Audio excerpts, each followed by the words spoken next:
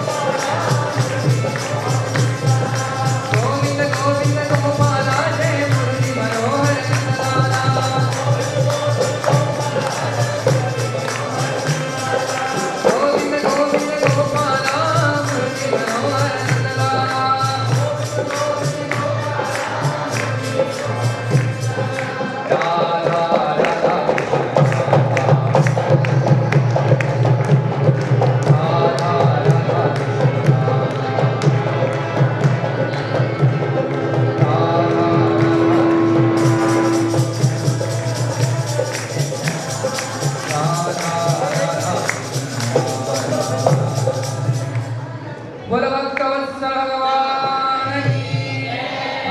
स्कंद के 10वें अध्याय में श्री शुकदेव बाबा ने परीक्षित महाराज जी के सामने राम कथा का वर्णन किया। एक ही श्लोक में वर्णन किया था। गुरुवर्ते त्यक्तराज्यो विजृतमं पद्मपद्म्यां प्रियाया वाणीस्पर्शां क्षमाभ्यां व्रजपतिरुजो यो हरीन्द्रानुजाभ्यां वैरूप्या शूरपाख्या प्रियवेषा रोपिता भ्रूविशृङ्गा स्त्रस्ताभिर्बद्धसेतु खलदवदहनः कोशदेन्द्रोऽवधानः। अब देखिए राम तत्व प्राप्त करने के लिए क्या करना चाहिए, इसी विषय में हम रमण करेंगे। राम तत्व प्राप्त करने के लिए, राम तत्व तक पहुंचने के लिए हमारे पास 4 सीढ़ियां हैं। हमारा सबसे पहले हम चढ़ेंगे शत्रुघ्न महाराज जी के पास, हमको जाना पड़ेगा। राम तत्व प्राप्त करने के लिए जब तक हम सबसे छोटे लाला, क्योंकि छोटे से ऊंचाई तक हम पहुंचते हैं, डायरेक्ट ऊंचाई में हम कभी नहीं पहुंच पाएंगे। छोटे छोटे काम से ही बड़े काम में हम पहुंचते। तो सबसे छोटे लाला का नाम है महाराज शत्रुघ्न। तो शत्रुघ्न का पहले हम चिंतन करेंगे। शत्रुघ्न का ध्यान करना चाहिए। शत्रुघ्न का मतलब क्या है कि जिनका नाम लेते ही शत्रु का निवारण हो जाए। जाके सुमिरन से नासे रिपु सारे, जिनके उच्चारण से, जिनका नाम स्मरण करते ही सारा शत्रु निवारण हो जाए, इनका नाम है शत्रुघ्न। जिनका नाम लेते सारा शत्रु नाश हो जाए। अब देखिए, ये बाहर के शत्रु से कोई भय नहीं है कि हमारे जो घर के शत्रु होते हैं, बाहर के शत्रु होते हैं, मित्र कोई शत्रु बन जाते हैं, इन शत्रु से कोई भय नहीं है। जो हमारा हृदय में लोभ, मद, अहंकार, मात्सर्य आदि जो छिपे बैठे हैं, इन शत्रु से बहुत बड़ा भय है। ये जो अंदर के जो शत्रु हैं, ये राम तत्व प्राप्त हमको करने नहीं देते। राम तत्व प्राप्त करने के लिए लोभ, मत्सर्य सबको जीत कर, अहंकार को जीत कर आगे जाना चाहिए। मगर जो ये अंदर बैठे हुए परम शत्रु है, ये हमको ये करने नहीं देते। इसीलिए शत्रुघ्न महाराज जी के शरण लेकर इन शत्रु का नाश करते हुए आगे बढ़ना चाहिए। मगर ध्यान देना, शत्रुघ्न महाराज जी तो शक्तिमान है, मगर एक ध्यान देने वाला विषय ये है कि शक्तिमान तब काम करता है जब शक्ति उसके साथ में। जैसे हम लोग जब बच्चे थे तो सीरियल में देखते ही रहते थे शक्तिमान जूनियर जी आदि हैं।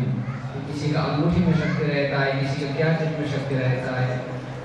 ऐसे ही शत्रुघ्न महाराज जी हैं शक्तिमान, मगर जब तक शक्ति साथ में ना मिल जाए तब तक शक्तिमान का कोई काम है नहीं। तो लक्ष्मण भगवान की शक्ति का नाम क्या है? तो श्रुतकीर्ति, की पत्नी के नाम। श्रुतकीर्ति के मतलब क्या है कि श्रुतकीर्ति मतलब शत्रुघ्न महाराज जी को शक्ति कब मिलेगा कि जब हम खूब अच्छा से श्रवण करेंगे, भगवान का खूब श्रवण करेंगे। श्रवण करते करते करते करते उसी में रस में आलयन, रसमालयन, उसी रस में जब तक आलय में हो जाएंगे, उसी रस में पूर्ण हम रसमय ना हो जाएंगे, तब तक जब तक इस कर्णपूर से उस अमृत धारा को बार बार सुनते रहेंगे, तब जाकर शक्तिमान काम करता है। मतलब तब जाकर महाराज शत्रुघ्न का हम पर असर होता है। शक्तिमान है शत्रुघ्न महाराज जी और इनका शक्ति है श्रुतकीर्ति। अब जब हम यहाँ तक आ पहुंचे शत्रुघ्न महाराज जी तक, तब हम इनसे थोड़ा बड़े भैया तक पहुंच जाएंगे। तो बड़े भैया कौन है इनसे? तो इनसे बड़े भैया है महाराज लक्ष्मण। ध्यान देना, और लक्ष्मण का मतलब क्या है कि लक्ष्मण का मतलब है कि एक लक्ष्य हो जाना, परम लक्ष्य, एक ही लक्ष्य, और वो लक्ष्य एक ही है कि भगवत प्राप्ति। एक ही लक्ष्य बनाना चाहिए। लक्ष्मण जी ने सब कुछ त्याग दिया, सब कुछ त्याग दिया। जब राम वनवास जा रहे थे तो भगवान ने लक्ष्मण जी से कहा कि देखो अभी जाना उचित नहीं है। माता ने भी कहा, सब लोग ने कहा, मगर लक्ष्मण जी कहते हैं मैं किसी को जानता ही नहीं, मैं किसी का सुनता ही नहीं, मैं जानता ही नहीं, मैं ना गुरु को मानूंगा, ना माता को, ना पिता को, किसी को मैं सुनूंगा नहीं, मेरे को तो बस आपके साथ जाना है। अच्छा, भगवान श्री राम ने प्रश्न किया कि भाई तुम किसी को मानते ही नहीं संसार में, ना माता, ना पिता, ना गुरु, तो फिर मानते किसको? तो लक्ष्मण जी कहते हैं कि प्रभु माता रामो मत्पिता रामचंद्र, स्वामी रामो मत्सखा रामचंद्र, सर्वसम्मे रामचंद्रो दयालो, नान्यं जाने नैव जाने न जाने। वे तो प्रभु संसार में और किसी को जानता ही नहीं हूं कि और समुद्र क्या होता है। मेरा तो माता भी राम, पिता भी राम, सखा भी राम, सर्वसम्य रामचंद्रो दयाल, मेरा तो सब कुछ राम है, विद्या बुद्धि बल सब कुछ राम ही राम है। मोरे सबने एक तुम स्वामी, मोरे सबने एक तुम स्वामी, मोरे सबने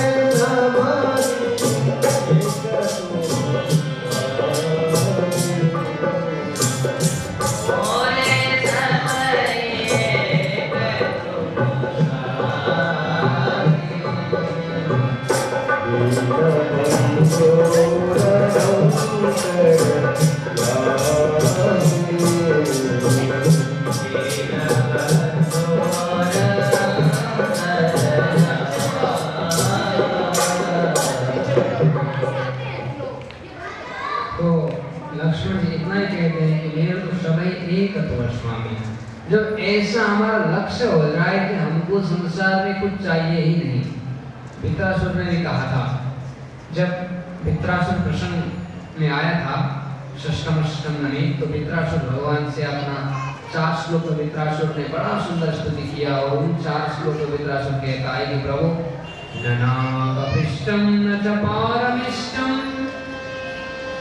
न सार्वभौमं न रसाधिपत्यं न योग सिद्धिर्न पुनर्भवं वा समंजसत्वैव विरहीयकांक्षे।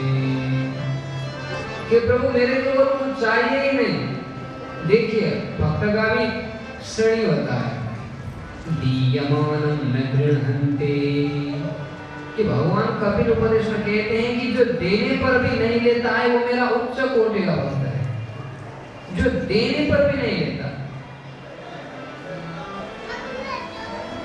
एक भक्त ने भगवान से पूछा, राका और बांका नाम के परम भक्त 2 थे, ध्यान से श्रवण करें, राका और बांका। इतना अकिंचन भक्त कि भगवान कुछ देना चाहते हुए भी वो लेना नहीं चाहते थे। कोई भक्त ने भगवान से जाकर पूछा कि भगवान आपका ये राका और बांका नाम का जो 2 भक्त हैं बहुत दुखी हैं, बहुत दुखी हैं, आप इनको कुछ देते क्यों नहीं हो? लकड़ी काटने का काम करते हैं, हर दिन जंगल में जाते हैं, लकड़ी काट कर भोजन आपके लिए लाते हैं, उसी का भोग लगाते हैं, फिर वही प्रसाद पाते हैं, आप एक भक्त का कल्याण क्यों नहीं करते? भगवान ने हंसते हुए कहा कि देखो, अरे मैं देना चाहता हूँ फिर भी ये लोग लेना नहीं चाहते। अरे भगवान ऐसा हो सकता है क्या? आप देना चाहो और ये लेना ना चाहे, ऐसा कभी हो सकता है क्या? तुम ही देख लो। भगवान संत के साथ में चले आए, राका और बांका उधर से आ रहे थे जंगल के रास्ते। तो भगवान ने क्या किया कि जिन रास्ते से राका और बांका आ रहे थे उसी एक झोली में स्थान पर भगवान ने मोहर से सोना के सिक्का से भरे हुए एक थैली डाल दिया। अब आगे आगे पतिदेव, पीछे पीछे पत्नी आ रहे। जब पतिदेव का नजर उस थैला पर गया, थैली पर गया, तो पतिदेव क्या करने लगे कि तुरंत मिट्टी उठाकर उस सोना को छोपने लगे उस थैली को। पीछे पत्नी दिख रही थी, अरे हमारा पति ये क्या कर रहे हैं? अरे पतिदेव ये क्या कर रहे हो आप? मिट्टी पर मिट्टी डाल रहे हो। अब देखिए आप, अरे पतिदेव ये क्या कर रहे हो? मिट्टी पर मिट्टी डाल रहे हो। अब पतिदेव आश्चर्यचकित हो गए, वाह देवी तुम्हारा कैसा वाह। अरे भाई मेरा नजर में ये एक सोना है और ये एक मिट्टी है, और तुम्हारा भाव में ये दोनों मिट्टी है। तुम महान है। उसको वहीं छोड़कर आगे चले गए। मन में सोचे कि चलो आज सुबह सुबह पैसा का दर्शन हुआ, आज कुछ अमंगल होने वाला है। लगता है शायद आज कुछ अमंगल हो, क्योंकि इतना रुपया सुबह सुबह देखने को मिली कि अमंगल होता है। कहकर आगे बढ़े। भगवान ने उन संत से कहा, देखो मैं देना चाहता हूँ फिर भी नहीं दिया, फिर भी प्रयास करते हैं। अब भगवान ने क्या किया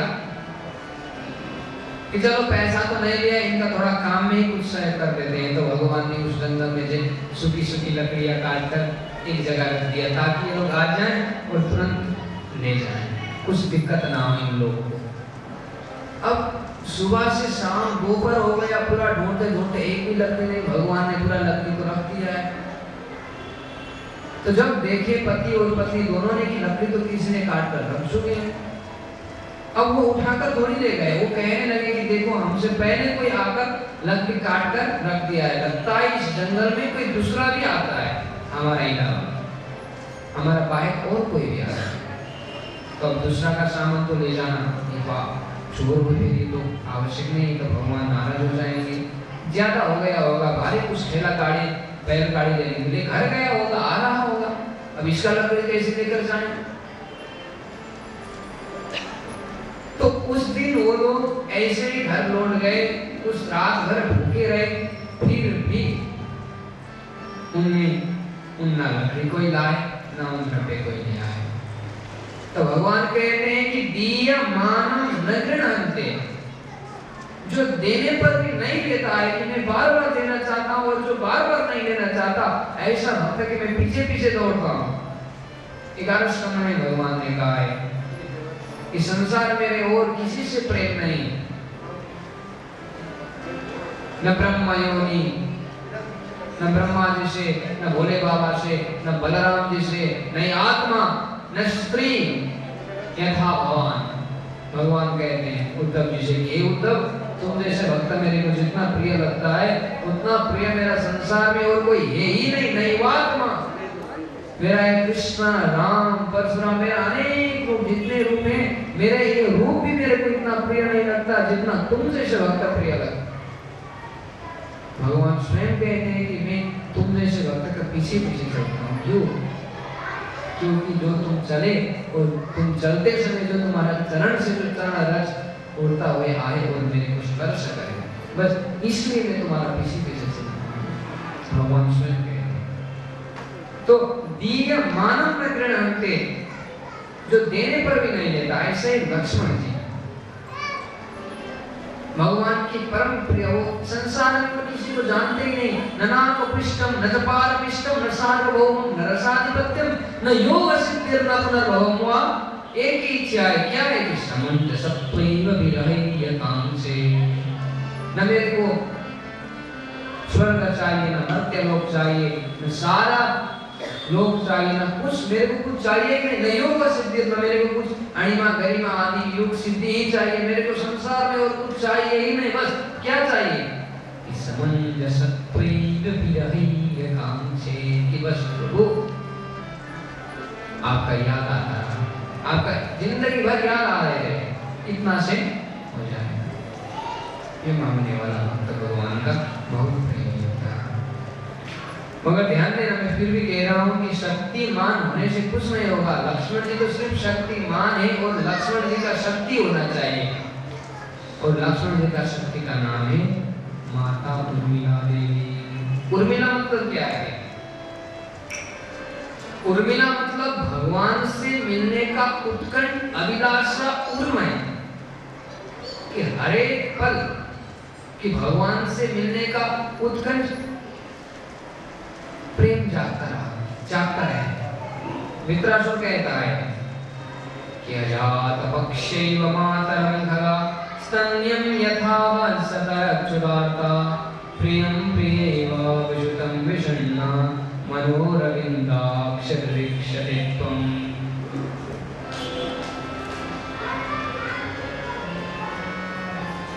वित्रासुर कहता है उदाहरण में देखा षष्ठम स्कंद में कि प्रभु अजात पक्षैव मातरं खगा स्तन्यं यथा वत्सतरच्युतार्ता प्रियं प्रियैव विशुतं विषण्णा मनोरविन्दाक्षरीक्षते त्वम्। भगवान के सामने वित्रासुर ने क्या मांगा? तीन उदाहरण दिया वित्रासुर ने। पहला दिया कि अजात पक्ष, कि भगवान मैं आपको हर एक समय में याद करता रहा। भगवान ने पूछा कि याद कैसे करते हो? तो पहला उदाहरण दिया कि अजात पक्ष, कि जो एक पक्षी है, अजात पक्ष मतलब जिसका अभी उड़ने के लिए पंख भी नहीं आया है, घोंसले में रहता है, माता का इंतजार करता रहता है, ये अजात पक्ष, कि वो अभी उड़ नहीं सकता, जिसका पंख अभी आया नहीं है। तो ये अजात पक्षी जो छोटा सा बच्चा है, जब माता घोंसले से बाहर चली जाती है तो मन में वो भयभीत हो जाने लगता है कि क्या करें, कैसे रहें, कब माता आएगी, कब माता आएगी। उसका एक एक पल, एक एक सेकंड, एक एक नई मिनट उसका इतना चिंतन में व्यतीत होता है कि कब माता आएगी, कब माता आएगी। और जब माता आ जाती है तो निसंकोच हो जाता है, वाह मेरी माता आ गई, अब मेरे को डरने का कोई आवश्यक नहीं, अब मैं निसंकोच हूं, जो करना है मेरी माता कर देगी, अब मैं निसंकोच हूं। कितना निर्भय हो जाता है। तो वित्रासुर कहता है कि प्रभु बस मैं भी आपको ऐसा ही प्रेम करूं। मगर भगवान ने कहा दे यहाँ तो कुछ स्वार्थ लगता है, मेरे को स्वार्थ छिपा हुआ है। जब माता आ जाती है तो पेट भर जब भोजन देती है, माता आ गए, तभी वो निसंकोच होकर सो जाता है, माता का कोई याद नहीं करता। तो स्वार्थ वाला भक्ति हुआ। तो वित्रासुर कहता है नहीं नहीं नहीं नहीं। फिर कहता है कि जैसे एक बछड़ा जो अभी अभी जिसका जन्म हुआ है, जिसका अभी भरण पोषण सिर्फ माता का दुग्ध से ही हो रहा है, जो अभी घास नहीं लेता, कुछ नहीं लेता, सिर्फ माता का दुग्ध ही उसका आ रहा है, ये बस और जो भूखा हुआ वत्स है, जो बहुत भूखा हुआ है, बहुत भूखा है। अब माता तो सुबह जंगल चली जाती है और वो तो आपने गोद पर ही रहता है, आपने घर पर ही रहता है। तो अब क्या करें? तो जब तक वो माता लौट कर नहीं आती, वो इतना बेचैन रहता है कि हर एक पल माता का याद करता रहता है, हर एक पल माता। ये पुस्तक की बातें ध्यान देना, षष्ठम स्कंद की बातें हैं, बाहर से कोई उदाहरण नहीं दिया जा रहा है। तो जब उसको फिर पता चलता है माता लौटने का समय हो गया, सूर्य अस्त होते जा रहे हैं, अब मेरी माता आने का समय हो ही गया, तब तो और बेचैन होने लगता है, और बेचैन होने लगता है कि मेरी माता कब आएगी, कब आएगी, कब आएगी। और जब उसको पता चलता है कि माता आ रही है, जब कलवर सुनता है उधर से माता आने का, तब तो और बेचैन होता है। ऐसा लगता है कि वो रस्सी तोड़कर अभी माता को मिलने के लिए चले जाएगा, ऐसा लगने लगता है। तो वित्रासुर कहता है कि प्रभु कि वो क्षुधातुर वत्स अपने माता को हर एक पल ऐसे याद करता रहता है। मेरे प्रभु आपको हर एक समय ऐसा ही याद करता है। मगर भगवान यहाँ भी उतना संतुष्ट नहीं हुए कि वित्रासुर जब माता आकर स्तनपान करा देती है तो फिर उस वत्स का माता से मिलने का तड़पन बंद हो जाता है। तब वित्रासुर ने तीसरा दृष्टांत दिया जिससे भगवान प्रसन्न हो गए। कहता है प्रियं प्रियैव विशुतं विषण्णा मनोरविन्दाक्षरीक्षते त्वम्। तीसरा उदाहरण दिया कि प्रभु जैसे एक परदेश गया हुआ प्रियतम को आपने प्रिया जैसे हर एक पल याद करती रहती है, एक एक पल एक एक समय, वैसे ही उस प्रियतम का उस प्रिया का घर में जैसे ही उसका समय व्यतीत होता है, ऐसे ही मैं आपको याद करता हूँ। एक दृष्टांत ध्यान से श्रवण करें। अभी अभी शादी हुआ था, शादी के बाद काम की कुछ व्यस्तता से पतिदेव को थोड़ा गांव से दूर जाना पड़ा। अभी अभी शादी हुआ था, अपना पत्नी को घर पर ही छोड़कर अब भाई काम का व्यस्तता होता ही रहता है, घर पर ही रहने से काम चलेगा नहीं, तो पतिदेव को बाहर जाना पड़ा। अब पत्नी रोई कराई, मगर करने से क्या होगा, जाना तो है ही है। पतिदेव ने कहा कि देखो अब मेरे को जाना अति आवश्यक है, मेरे को जाना ही पड़ेगा। यदि तुम इतना कहते हो तो ठीक है, मैं 10 दिन में वापस आ जाऊंगा। मगर वो बेचारी इतना भी नहीं जानती थी कि ये 10 दिन क्या होता है, कितने को 10 दिन कहता है, वो भी इतना नहीं जानती। तो दूसरे दिन सवेरे उसका पतिदेव जगकर दीवार पर 10 रेखा बना दिया, 1 2 3 4 5 6 7 8 9 10 रेखा बना दिया और कहा कि देखो हर एक दिन सुबह जगकर सबसे पहला ये इनमें से एक को मिटा देना, और जिस दिन सारे के सारा मिट जाएंगे बस उसी दिन समझ लेना कि मैं आ पहुंचूंगा। इतना कहा करो, पतिदेव तो विदा मात्र वहां से चला गया। अब उधर पतिदेव चला गया। अब अभी के जैसे मोबाइल इंटरनेट कुछ था नहीं, अभी तो बहुत सरल हो गया है मोबाइल इंटरनेट से। अब इधर उस पत्नी का जिंदगी एक एक पल, एक एक हर पल, हर सेकंड, हर मिनट ऐसा बीत रहा है कि हर एक पल एक एक सेकंड सोचती है कि इसी में बैठकर मेरा पतिदेव भोजन करते थे, इसी थाली में भोजन करते थे, इसी कपड़े को पहनते थे, यहीं पर रहते थे, यहीं पर सोते थे, ऐसा कहते थे, ऐसा करते थे, हम साथ में रहते थे। तो हर एक पल एक एक सेकंड उसका पति का याद में बीता जा रहा है, और जितनी वो रेखाएं कम होती जाती उतना उसका अपना पति से मिलने का दर्पण बढ़ता ही जाता है कि क्या करें, कैसे मिले, अब तो आने का दिन आज 9 हो गया, आजकल 8 हो गया, अब तो कम ही रेखाएं बचेंगी। और जिस दिन उसने सारा 10 रेखा को भी मिटा डाली, तब तो कोई सीमा नहीं रहा खुशी का, आनंद का। अब तो वो दौड़ कर जाती है रास्ता तक और देखने लगती है कहीं आ तो नहीं रहे, उधर भागती है कहीं इधर से तो आ नहीं रहे, उधर भागने लगती है कहीं इधर से तो नहीं आ रहे। कितना प्रेम। तो इसीलिए वित्रासुर ने कहा कि प्रभु प्रियम प्रियैव विशुद्धं विषण्णां मनोरविन्दाक्ष दरिद्रशते त्वं मे अरविन्दाक्ष कमल नयन, मैं भी आपको ऐसे ही याद करूं। तो आज इधर राम तत्व में रमण करने के लिए यही पूर्णमय उत्कंठ होना चाहिए प्रभु से मिलने का, कि प्रभु आपसे मैं कैसे मिलूं, उत्कंठ अभिलाषा होना चाहिए, कैसे मिलूं आपको, कैसे प्राप्त करूं, हर एक पल एक एक पल भगवान को प्राप्त करने के लिए पूर्णमय होना चाहिए। तब हो गया।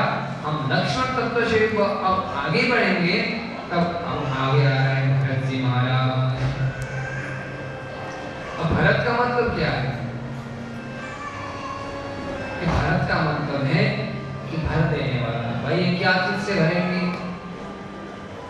तो भाई जिनके पास जो चीज है उसी से ना भरेंगे, जिसका पास हाथ में जो है वही चीज देंगे, पेट में जो भोजन किया है उसी का ढकारा है।